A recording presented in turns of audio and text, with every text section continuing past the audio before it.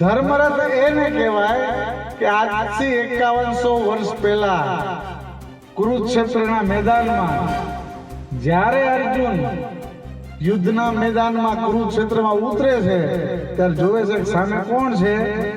કોક મારા દાદા છે, કોક મામા છે, કોક ભાઈ છે, ગુરુ છે, ગુરુભાઈ છે.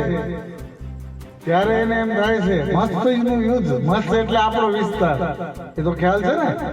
વિરાટ નગરી એટલે અત્યારનું આપણું ગેડી, અને આ વિસ્તારને મસ્ત કહેવાય. આ મસ્તના દેશની અંદર યુદ્ધ થયું હતું ને એકલા અર્જુને આખી કૌરવની સેનાને હરાવી હતી. આપણે બધા જાણીએ છીએ. હવે એવો બાણાવાળી, એવો યોદ્ધો સામે પોતાના પરિવારના લોકોને જોઈ અને એના હાથમાંથી ગાંડી સરી પડે, એના ગાત્રો શિથિલ થાય, એનું શરીર ઢીલું પડી જાય કે ભાઈ હું આમને કેમ હણીશ? કારણ કે એની પાસે તો દિવ્ય અસ્ત્રો હતા. જો એ આખી સેનાને એટલો હરાવી શકે તો એની પાસે ત્યારે તો 7 અક્ષોની સેના હતી. એના ભાઈઓ ભેગા હતા, એના પુત્રો ભેગા હતા, એના ભત્રીજાઓ ભેગા હતા. એવા અર્જુનને શિથિલતા આવી ગઈ અને ભગવાનને કીધું કે હવે આમને મારે કેમ મારવા? ત્યારે ભગવાન કૃષ્ણ ધર્મરથને લઈ ગયા વચ્ચોવચ્ચ કુરુક્ષેત્રના મેદાનમાં, અને કુરુક્ષેત્રના મેદાનમાં લઈને ભગવાને એને ગીતાનો પાઠ ભણાવ્યો કે આ ધર્મક્ષેત્ર કુરુક્ષેત્ર છે. જે લોકો અત્યારે તારી સામે છે એ અધર્મના પક્ષે છે, અને આ અધર્મના પક્ષમાં ધર્મયુદ્ધની અંદર જે અધર્મમાં છે એ તમામને હણવા એ તારી છાત્ર ધર્મ રૂપી સૌથી મોટી જવાબદારી છે. એટલે તારે આ યુદ્ધ કરી અને આ લોકોને હણવા પડશે, કારણ કે ક્ષત્રિય તરીકે તારું આ કર્તવ્ય છે. તો આ ધર્મરથ જે આવ્યો છે એ આપણને બધાને એક કર્તવ્યનો બોધ કરવા કે અત્યારના પરિપ્રેક્ષમાં જે આ કુરુક્ષેત્રના મંડાણ થયા છે એના આપણે ક્ષત્રિય ધર્મ રૂપી આ કૌરવોને હણવા માટે આપણે શિથિલતા ત્યાગી જાગૃત બની અને આ યુદ્ધના મેદાનમાં લડીએ, એના માટે આ ધર્મરથ થયો છે. ભગવાન કૃષ્ણએ એવી જ રીતના રૂક્ષ્મણીજી અને પોતે બેઠા હતા દ્વારકામાં. ત્યારે માતાએ પ્રશ્ન પૂછ્યો કે પ્રભુ, દ્રોણાચાર્ય, કૃપાચાર્ય, ભીષ્મ પિતામહ અને અન્ય ઘણા એ યુદ્ધની અંદર હણાણા, એ બધા તો બહુ સંત પ્રકારના માણસો હતા, દૈવી પુરુષો હતા. તો એમનું આવું પતન થવા પાછળનું કારણ શું?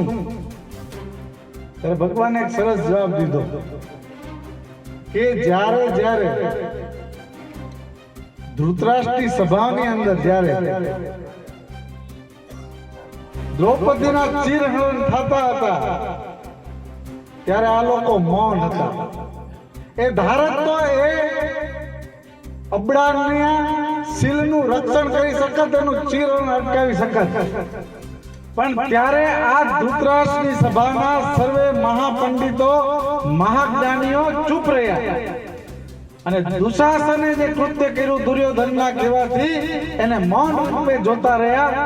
એટલે એટલા દુર્યોધન અને દુશાસન તો અજ્ઞાની હતા, પણ આ તો જ્ઞાની હોવા છતાં ચૂપ રહ્યા. એટલે આ બંને કરતા પણ આ લોકો વધારે ગુનેગાર હતા, એટલે આમનો વધ થાવો એમનું પરિણામ જરૂરી હતું. એટલા માટે આ લોકોને હણાવવું જરૂરી હતું. તો અત્યારે જ્યારે નારી અસ્મિતાની વાત થાય, નારી અસ્મિતામાં આપણે મૌન રહ્યા.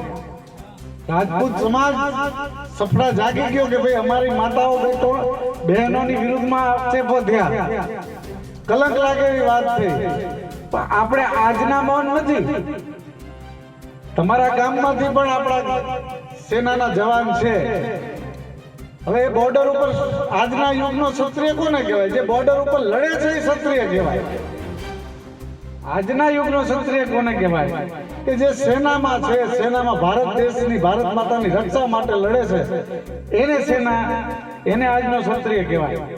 તો એવા જ એક કારગિલ યુદ્ધના યોદ્ધા જે મણિપુરના આદિવાસી સમાજમાંથી આવતો, એને સેના મેડલ લડ્યો જે કારગિલ યુદ્ધમાં લડ્યા એનો સેના મેડલ મળ્યો અને એવા વ્યક્તિની પત્નીને મણિપુરની ઘટનાથી તમે વાકેફ છો.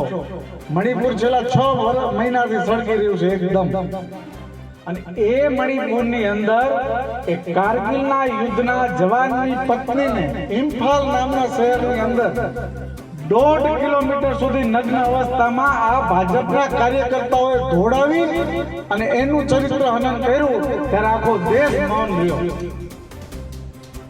પછી આ વિષય બન્યો અને ઘણી વખત આપણે વાત કરી કે નારી સન્માનની વાત કરનારા આપણા દેશના માનનીય વડાપ્રધાન એક હરફ સુદ્ધા મણિપુર ઉપર બોલ્યા નથી.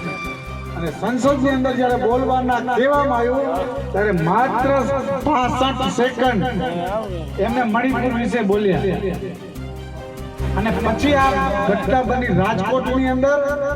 અને હમણાં જ તમને ખ્યાલ હશે કે 2 દિવસ પહેલા કર્ણાટકના ભારતીય જનતા પાર્ટી અને એનડીએના સંયુક્ત ઉમેદવાર દેવેગૌડાના પૌત્ર ભારતના પૂર્વ વડાપ્રધાન અને પ્રસન્ન રેવન્ના નામના વ્યક્તિના 2800 મહિલાઓ સાથેના દુરાચારના પોર્નોગ્રાફિક વિડીયો બહાર આવ્યા.